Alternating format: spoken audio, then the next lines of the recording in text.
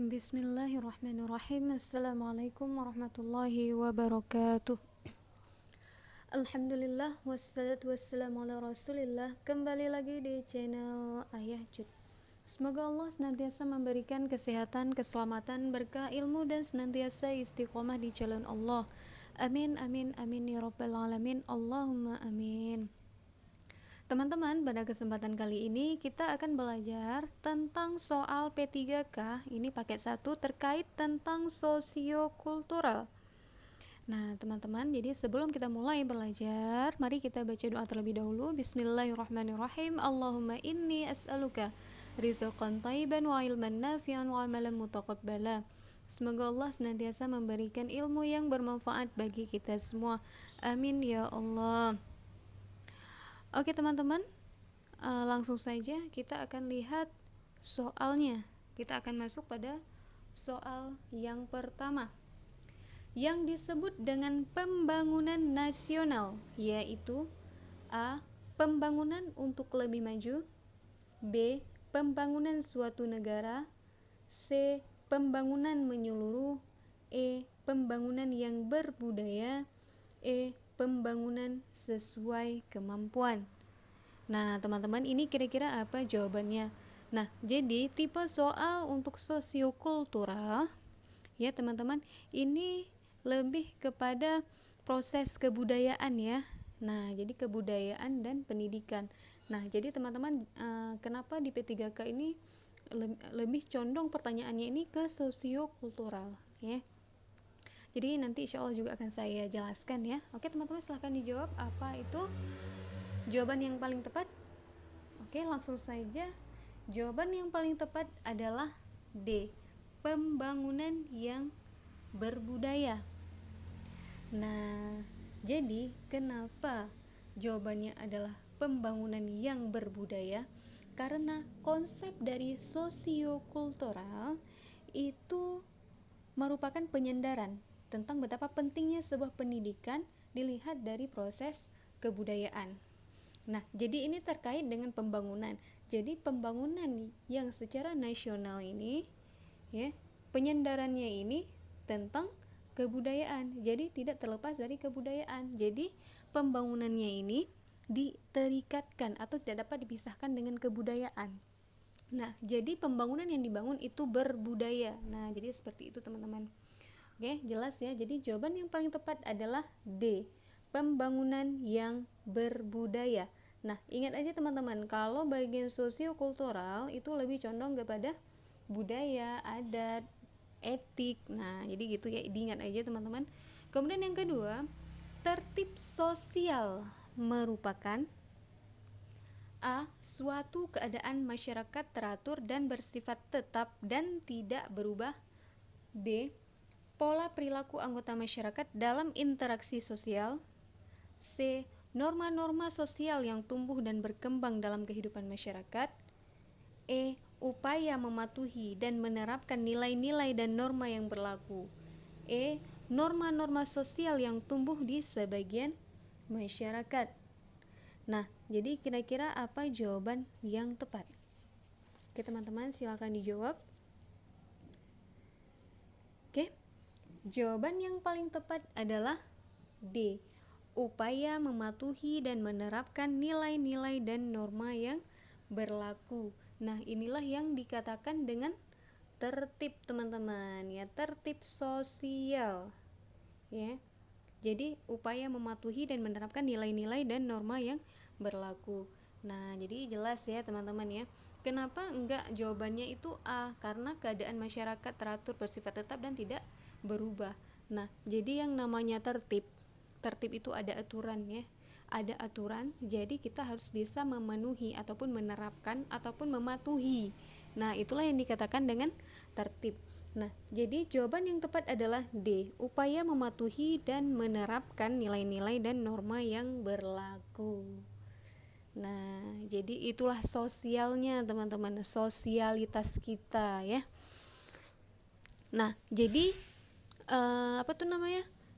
peningkat mental.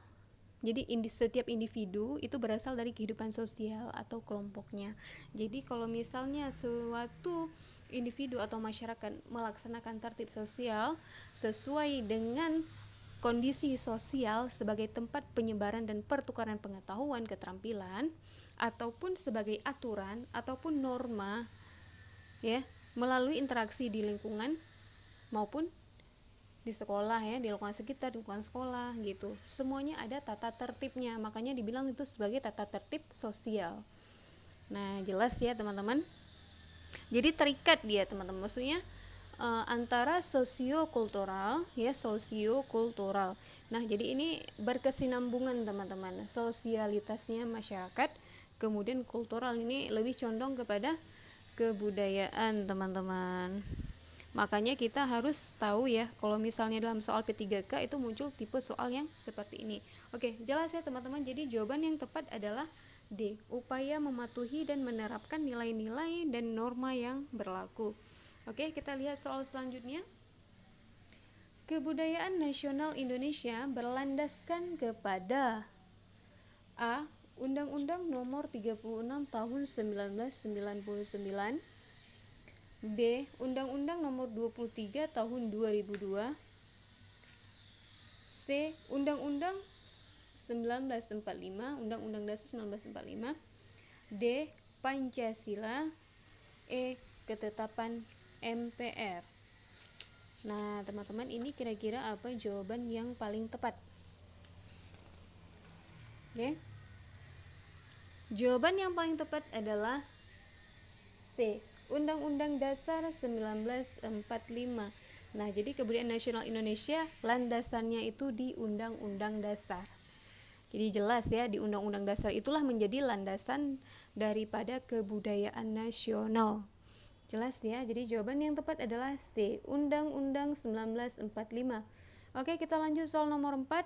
Budaya lokal umumnya bersifat A. Tradisional, B. Klasik, C. Modern, D. Antik, E. Terbelakang.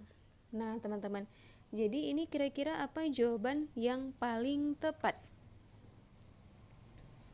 Oke, dan semua teman juga tahu jawaban yang paling tepat ya. Budaya lokal, ya, budaya lokal umumnya bersifat, jawaban yang paling tepat adalah A. Tradisional.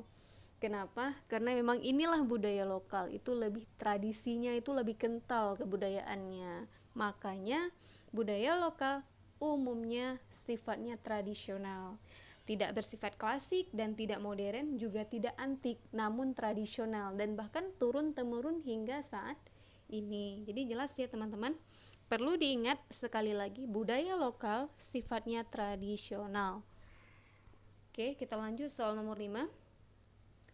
Contoh konflik yang disebabkan oleh kecemburuan Poso merupakan contoh konflik yang disebabkan karena A. Perbedaan agama Islam dan Kristen, B. Perebutan kekuasaan, C. Perbedaan suku bangsa, D. Kepentingan politik antara pemerintah dan masyarakat, E. Kepentingan politik antara tokoh masyarakat. Nah teman-teman, ini kira-kira apa jawaban yang paling tepat? Oke, langsung saja. Jawaban yang paling tepat adalah A. Perbedaan agama Islam dan Kristen. Sehingga karena adanya perbedaan antara agama Islam dan Kristen, timbul kecemburuan sehingga menyebabkan konflik. Konflik yang sangat lama dan sangat berkepanjangan, ya teman-teman.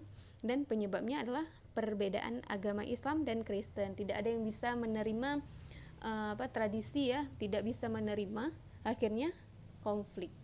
Jelas ya teman-teman. Oke, kita lanjut soal nomor 6.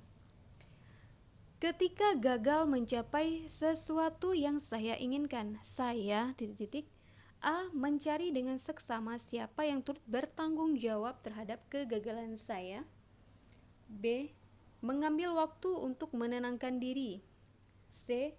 Bersedih hati, D. Melakukan introspeksi dan memperbaiki kegagalan tersebut, E. Meminta bantuan kepada lebih banyak orang.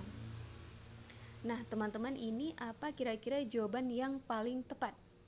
Nah teman-teman, ini tipe soal yang nomor 6 ini nomor seperti soal TKP ya teman-teman, seperti tes kepribadian kita ya. Jadi pendapat kita itu seperti apa. jika ada hal-hal yang terjadi kepada kita. Tipe soal ini lebih condong kepada integritas ya, integrasi diri ya teman-teman ya. Bagaimana cara kita menyikapi suatu persoalan. Oke. Jawaban yang tepat adalah D. Melakukan introspeksi dan memperbaiki kegagalan tersebut. Nah, jadi ketika gagal mencapai sesuatu yang kita inginkan, maka kita harus introspeksi diri dan memperbaiki kegagalan tersebut untuk kemajuan kita. Nah, jadi tepat ya teman-teman, jawaban yang paling tepat adalah D. Melakukan introspeksi dan memperbaiki kegagalan tersebut. Dan jangan bersedih hati.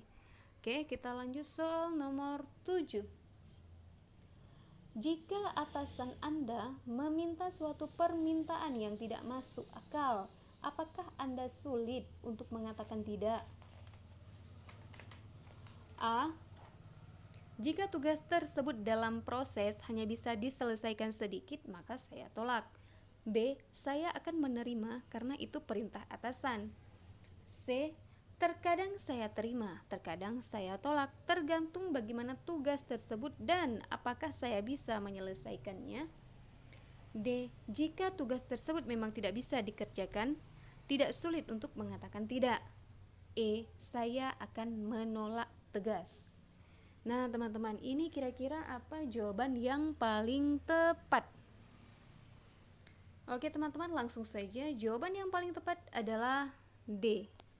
Jika tugas tersebut memang tidak bisa dikerjakan, tidak sulit untuk mengatakan tidak. Nah, jadi dari pertanyaan tadi, jika atasan Anda meminta suatu permintaan yang tidak masuk akal, apakah Anda sulit untuk mengatakan tidak? Nah, jadi suatu permintaan yang tidak masuk akal berarti kita nggak paham dan nggak ngerti kita tentang hal tersebut. Maka, jawaban yang paling tepat adalah jika tugas tersebut memang tidak bisa dikerjakan, tidak sulit mengatakan tidak. Jelas ya teman-teman? Jadi jawaban yang tepat adalah D. Jika tugas tersebut memang tidak bisa dikerjakan, tidak sulit untuk mengatakan tidak. Oke, kita akan lanjut soal nomor 8. Orang tua saya sakit keras, akan tetapi di kantor pekerjaan tidak bisa ditinggalkan. Sikap saya adalah A. Tidak masuk kerja dan memberikan surat izin. B. Bekerja di kantor seperti biasa dan menghubungi orang tua setiap waktu dari tempat kerja. C. Berusaha membereskan pekerjaan dan meminta izin kepada atasan jika memang itu diperlukan. D. Mengurus orang tua dan mengirimkan surat sakit dari dokter. E. Datang ke kantor agak kesiangan dan menjelaskannya kepada atasan bahwa orang tua sakit. Nah, teman-teman, ini tipe soal ini adalah tipe soal profesionalisme ya dalam bekerja. Nah, jadi jawaban yang paling tepat dari pertanyaan ini adalah C. Berusaha membereskan pekerjaan dan meminta izin kepada atasan jika memang itu diperlukan. Nah, kenapa teman-teman? Karena inilah kita itu sebagai pekerja ataupun ASN ataupun P3K ataupun CPNS. Ini merupakan bentuk soal, kalau di CPNS ini model soal TKP teman-teman, tes kepribadian kita. Jadi melihat bagaimana kinerja kita.